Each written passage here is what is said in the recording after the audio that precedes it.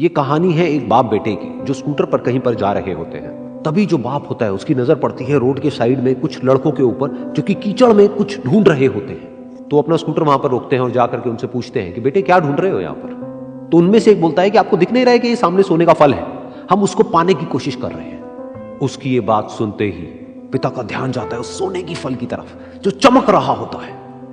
फिर उनके माइंड में कुछ इमेजिनेशंस बनने लग जाती हैं कि काश ये जो फल है ये मेरे बेटे के पास में आ जाए तो ना सिर्फ उसकी बल्कि मेरी भी जिंदगी बदल जाएगी। तो बिना सोचे समझे अपने बेटे को धक्का मार देते हैं उस कीचड़ में और बोलते हैं कि तुझे किसी भी कीमत पर वो फल लेकर के आना है।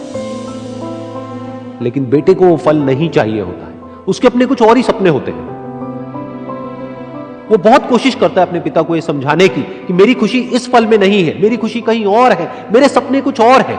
लेकिन उसके पिता उसकी एक नहीं सुनते हैं। वो उसको धक्का मारते हैं उस कीचड़ में और बोलते हैं कि मैं तुझसे पूछ नहीं रहा हूं, तुझे बता रहा हूं कि तुझे वो लेकर के आना है। तो वो बेटा भी अपने बाप के सपने को सच करने के लिए अपनी पूरी जान लगा देता है और पूरी कोशिश करता है कि किसी तरीके से उस सोने का फल उसके हाथ में आ जाए।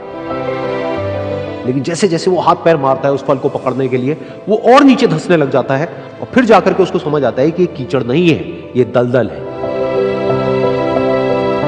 वो चीखता है, चिल्लाता है, अपने पिता को आवाज लगाता है, लेकिन उसके पिता उसकी एक नहीं सुनते। बोलते हैं कि बहाने मत बना, और भी लोग हैं वहां पर जो कर रहे हैं, तो जब वो कर सकते हैं तो तू क्यों नहीं कर सकता। तो एक बार वो फिर से कोशिश करता है और अपनी पूरी जान लगा देता है, लेकिन उसके बाद भी उसके हाथ में कुछ नहीं आता है और वो धीरे धीरे नीचे धंसता चला जाता है और मर जाता है। तब जाकर के उसके पिता को एहसास होता है कि उससे कितनी बड़ी गलती हो गई। वो वहीं बैठ करके रो रहा होता है, चीख रहा होता है, चिल्ला रहा होता है। तभी वहां पर एक साधु आता है और वो साधु उस आदमी से पूछता है कि तुम क्यों रो रहे हो। फिर वो आदमी उस सोने के फल की तरफ इशारा करते हुए उस साधु को अपनी पूरी बात बताता है और बोलता है कि इसमें मेरी क्या गलती है, मैंने तो जो कुछ भी किया अपने बेटे की खुशी के लिए किया।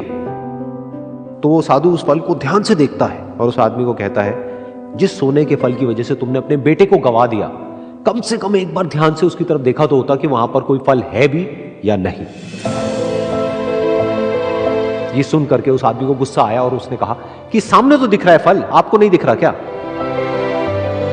तब वो साधु उस कीचड़ के ऊपर एक पेड़ होता है जिसकी तरफ इशारा करते हैं और बोलते हैं कि वो जिसे तुम देख रहे हो वो उस फल की परछाई है, असली फल वहां पर उस पेड़ के ऊपर है।